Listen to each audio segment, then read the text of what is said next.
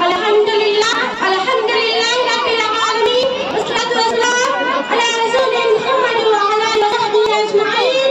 Amma ba'd. Faqad qala Allah ta'ala fil Majid al-Furqan al-Hamid.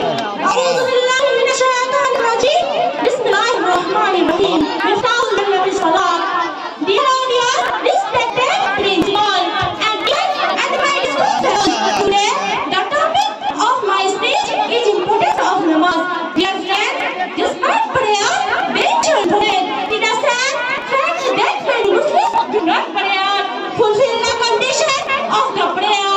Its purpose is to put ourselves in to strengthen our relationship with Him and to be grateful.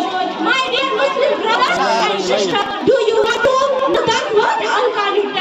When I was for namaz, when I was Allah, when I start to encourage the body, when I start to reform illness, you can blessings in the home, your face and your body will become illuminated. Allah will protect you from the punishment of the grave. Allah will protect you from